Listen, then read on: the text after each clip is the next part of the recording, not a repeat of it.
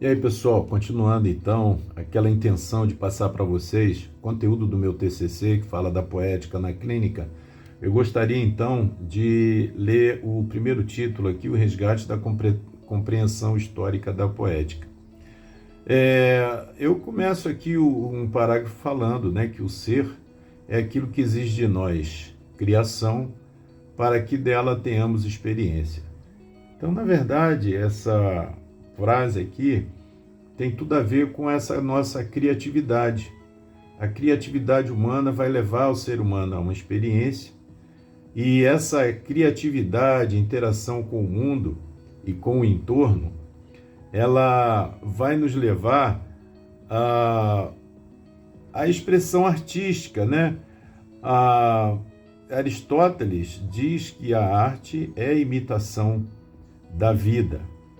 E quando ele fala sobre isso, ele fala lá na Grécia observando tudo que acontecia naquelas apresentações nos anfiteatros, as apresentações de tragédia, de poesia, né?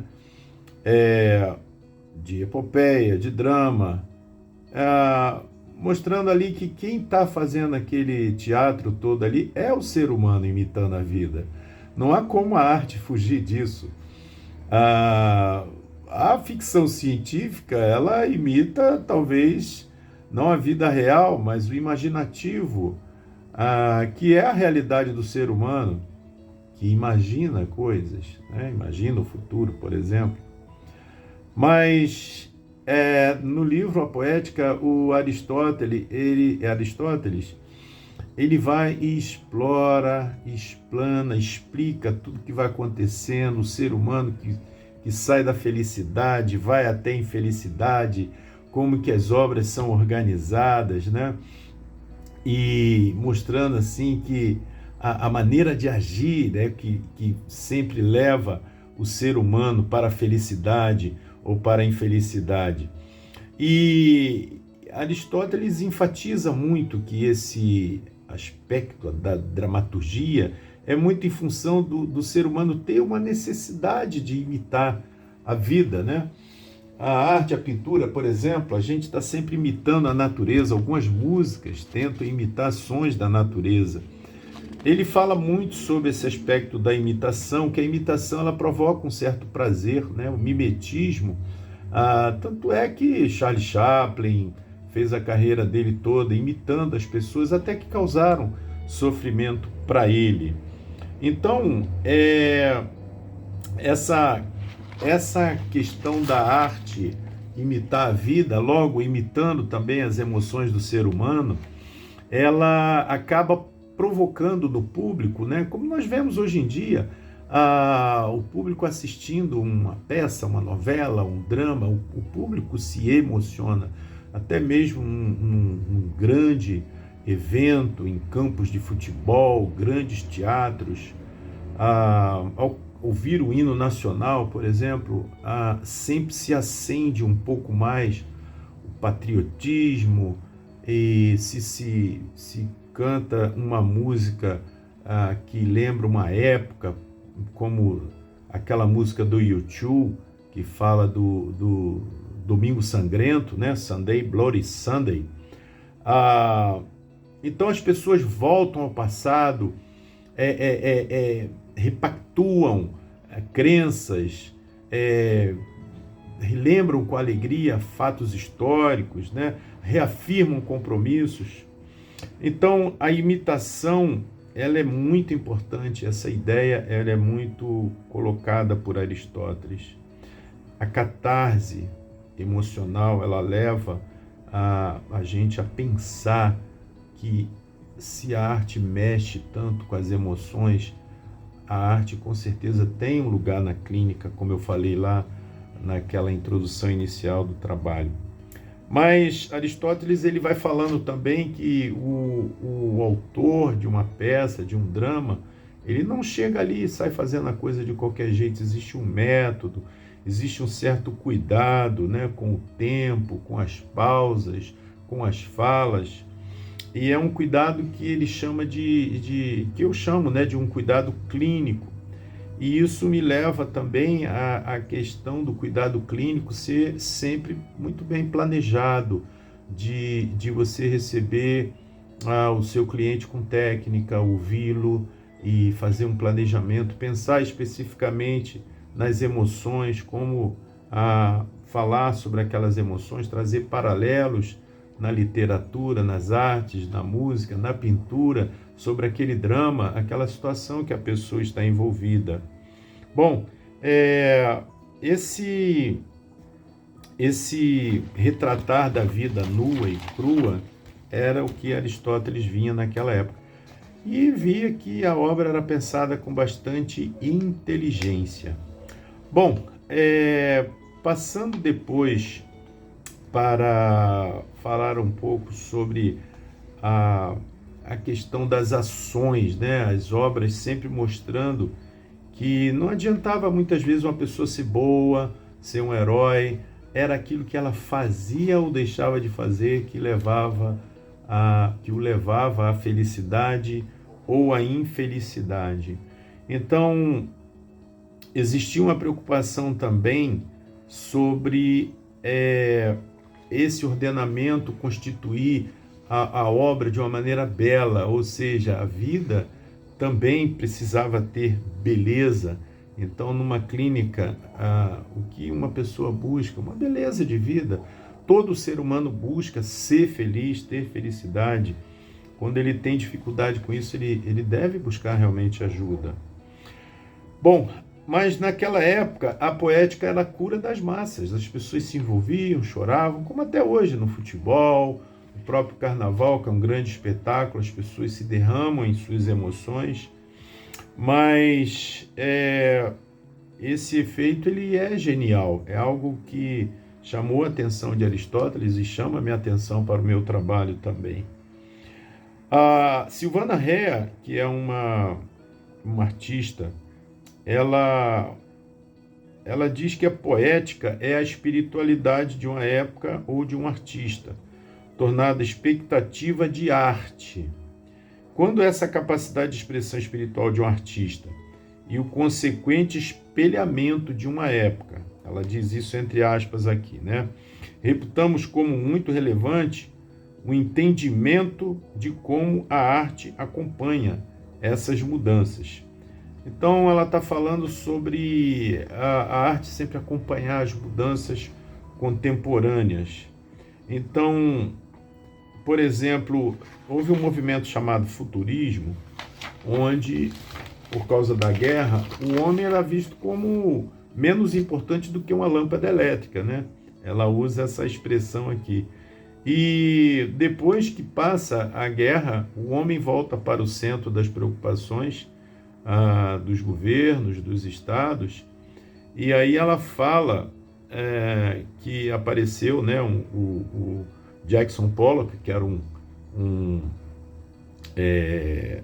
pintor muito importante, onde ele se joga no meio da tela, ele faz telas enormes, joga tinta no meio da tela, e ela explica que esse tipo de manifestação artística significa que o homem está voltando a ter importância. Então isso me levou a pensar que toda manifestação artística está me dando uma informação histórica, como está o meu ambiente à minha volta, o que está dizendo aquela música, aquela pintura, aquela manifestação. Antigamente eu olhava muitas vezes uma obra de arte, ficava sem entender, principalmente obras abstratas. A própria abstração já mostra alguma coisa, né? Que a sociedade não está mais preocupada com definições, beleza, harmonia. Então, principalmente o movimento modernista vem trazer muitas formas questionáveis, né? Que muitas vezes muitas pessoas acham bonito, não sabem nem porquê, muitas pessoas não entendem, mas pagam para ver, e muitas vezes isso reflete o abandono, muitas vezes, de antigas formas de pensar e de viver, onde ter sentido de vida era importante, hierarquia, disciplina, valores, liberdade, limites. Então, isso tudo formava um quadro onde você olhava e você entendia as coisas. Quando as artes são muito confusas, significa que a sociedade também está confusa. Mas ela fala alguma coisa interessante aqui, que um conceito que eu achei interessante, congenialidade, que é aquele momento onde você interroga a obra, está diante da obra e você interpreta, você se inclui naquela interpretação. Então é um momento único, muito pessoal, onde a obra está acontecendo junto com você e naquele momento. Ela chama de congenialidade, a leitura na medida em que ocorre uma sintonia, mesmo que apenas em algum aspecto, ou com os pontos de vista daquele intérprete, daquela obra. Bom, o Gaston Bachelard, ele traz um conceito semelhante à congenialidade, ele chama de transubjetividade, que recorre, né, àquela consciência individual na observação. E quando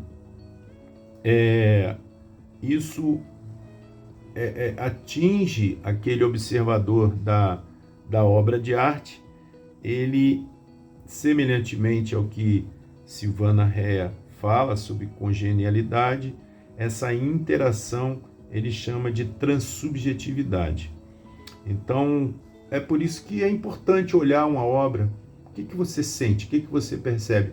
Muitas pessoas percebem coisas diferentes e isso é bem valorizado nesse contato, porque mexe com a mente. O cérebro começa a trabalhar. O que ele quis dizer com isso? Imagina isso na clínica, né? Bem interessante mostrar um quadro, uma imagem, uma música, e o seu cliente ali pensando, elaborando, né? Treinando a sua criatividade para interpretar o que está acontecendo até com ele próprio, né?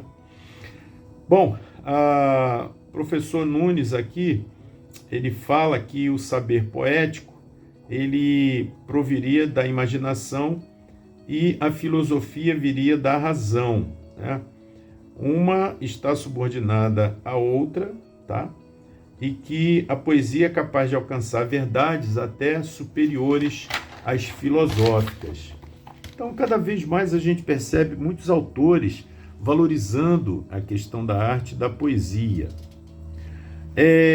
Depois, Hannah Arendt, ela é uma escritora muito interessante, muito preocupada com aquele avanço tecnológico todo que levou à bomba atômica. Ela foi casada com Heidegger, né? Foi companheira de Heidegger, e ela era uma judia. Heidegger tinha sido nazista, e nunca negou isso. E ela, eu acho que humanizou bastante o Heidegger, porque no final da vida ele começou a valorizar mais a poesia como manifestação do ser. Mas o que Hannah Arendt falava, né? Que os cientistas não podiam abandonar a maneira antropológica de pensar. Ou seja, existiam determinados valores humanistas muito importantes, como a beleza, né? Eu até tenho isso aqui escrito em algum lugar. Eu vou aproveitar e vou falar um pouco aqui. Tem um parágrafo interessante que Heidegger ele fala, depois que ele abandona a sua analítica existencial do ser aí, que era o Dasein, e para dar conta da questão do ser, ele recorre à linguística, à linguagem. Entende que essa se levanta e se eleva, né, de um sentido banal para se tornar um local de manifestação do ser. Ele acaba saindo do questionamento pelo sentido do ser, que era tudo que ele estudava, né, especialmente no seu livro Ser e o Tempo, para perguntar sobre a verdade do ser, né? De fato, o que é real sobre o ser. Bom, ele afirma sobre os poetas, já no final da sua vida, que os poetas são mensageiros, sentinelas e observadores de tudo o que ocorre no mundo. Eles captam os sinais, escutam a voz silenciosa do ser e, por esse motivo, eles estão entre os homens e os deuses. Assim, a poesia é a dádiva e os poetas são os fundadores do ser. Heidegger, 2005, página 51, até anotei aqui. Então é o estetoscópio, ele chama o poeta de um estetoscópio humano. Depois vem o professor Nunes aqui, endossando mais ainda, né, sobre a importância da poesia, da filosofia, cita Heidegger novamente sobre a natureza do ser, né, que o ser ele está expresso em discurso e que a linguagem é a casa do ser e em seu abrigo habita o homem. Essa é uma das frases mais famosas de Heidegger, tá? Bom, depois vamos seguindo em frente aqui. Hannah Arendt novamente falando sobre esses pressupostos humanistas que são importantes, que os cientistas chegaram numa época da bomba atômica, por exemplo, 1940, 45, onde eles se julgavam as pessoas mais importantes do mundo, né? A maioria deles, dá para ver que não tinha uma preocupação tão grande com a própria vida, né? Porque existia a possibilidade das bombas destruir toda a face da Terra e ela se opunha a isso, né? Depois vem a professora Feijó, que coloca aqui, também reforçando a Hannah Arendt, que as determinações das ciências naturais com relação a postulações teóricas acerca do psiquismo e as práticas que objetivam acessar esse nosso psiquismo, né? Então, ela quer uma clínica que se distancie dessas determinações das ciências naturais. Bom, aí diz aqui Hannah Arendt, numa ironia, que se fosse verdade que chegamos a viver em um mundo somente compreendido pelos cientistas, que seriam eles uma elite e cujo conhecimento lhes permitiria governar a todos os não cientistas, ainda que fossem eles humanistas, eruditos ou filósofos. Em resumo, todos os que levantam questões pré-científicas por ignorância. Saberíamos que na realidade não é assim que as coisas são. Bom, aqui tem um trecho interessante que eu vou achar e vou falar com vocês também, que eu... sim, agora eu achei. Hannah Arendt ainda prossegue dizendo que nem todos os cientistas seriam purgados de todos esses elementos antropomórficos, né? Que eles ainda estariam firmemente arraigados a uma tradição que exigia que as teorias científicas preenchessem certos requisitos humanísticos, tais como beleza e harmonia e simplicidade. Simplicidade, beleza e harmonia. Sempre houve alguém pensando sobre bases reais e abrangentes, né?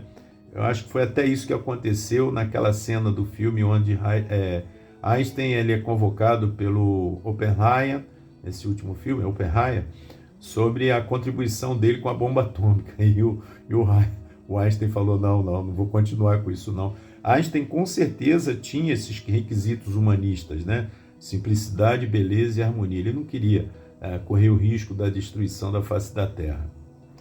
Então eu termino aqui lendo um trecho de Prado que diz o seguinte: seria por isso uma exclusividade do método científico a possibilidade de fornecer referenciais que possam servir de guia ao psicólogo para compreender o outro, porque haveriam de ser menos válidas para uma prática clínica as referências sobre os seres humanos fornecidas pela poética e pela filosofia.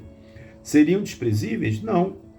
Não se pretende defender a fundação de uma nova proposta psicoterápica, muito menos de valorizar aqueles fundamentos por métodos científicos, mas somente refletir sobre a possibilidade da poética ser uma modalidade de linguagem útil para a prática psicoterápica, fenomenológica e existencial. Prato, Herol, 2012, página 2. Então, é prosseguindo nessa lógica de pensamento que veremos um pensador que deu passos ousados no desenvolvimento da sua obra.